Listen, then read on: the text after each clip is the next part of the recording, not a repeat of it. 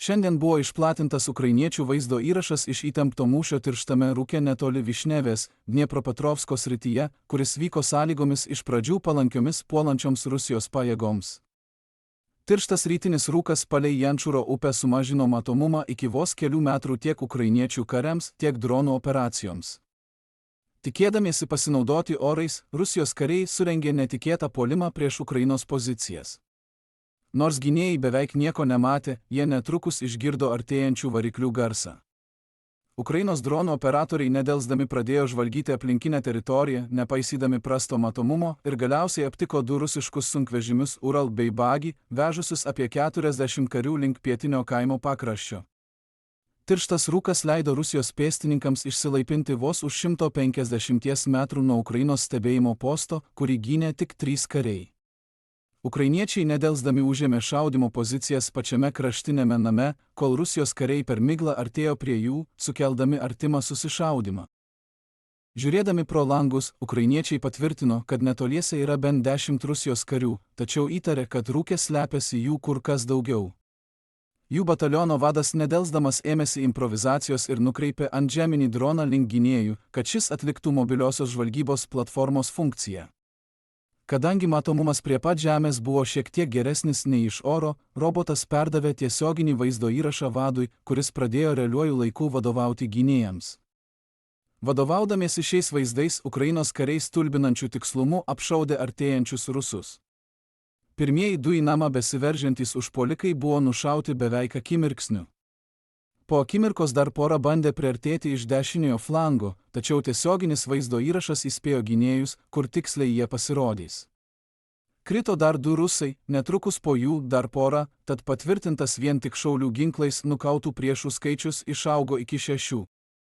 Po akimirkos atvyko ukrainiečių dronas Vampire, gabenantis sprogstamosius užtaisus, tačiau rūkas išliko per tirštas, kad operatorius galėtų tiesiogiai matyti mūšio lauką. Todėl pilotas buvo priverstas visiškai pasikliauti tiesioginę transliaciją, kurią perdavė bepilotė antžeminė transporto priemonė. Valdomas iš vadavietės, heksakopteris numetė savo užtaisą tiesiai į kitos rusų karių grupės centrą, o kai sprogimo dūmai išsisklaidė, 7 rusų kariai buvo negyvi. Praėjus pusvalandžiui, orai ėmė gerėti, matomumas padidėjo, todėl į kovą įsijungė ukrainiečių FPV dronai.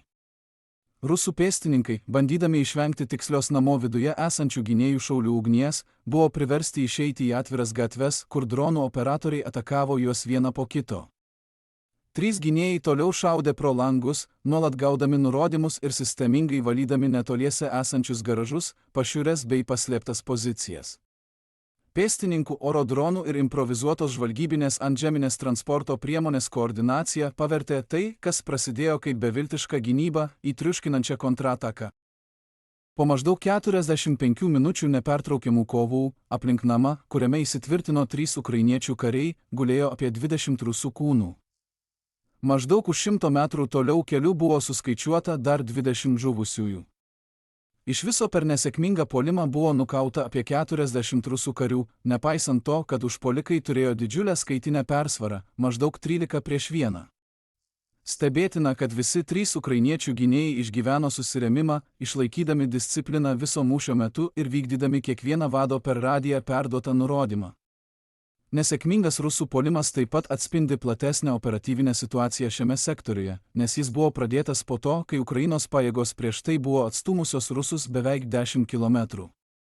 Tokie nuostoliai sukėlė didelį spaudimą Rusijos vadovybei, kuo greičiau susigrąžinti bent dalį prarastos teritorijos. Rusijos vadai skubino turimus karius į priekį, bandydami atkurti puolimo tempą ir pademonstruoti pažangą aukštesniai vadovybei, išnaudodami tirštą rūką, tačiau tai pasirodė esanti taktinė rizika, kuri atsisuko prieš juos pačius.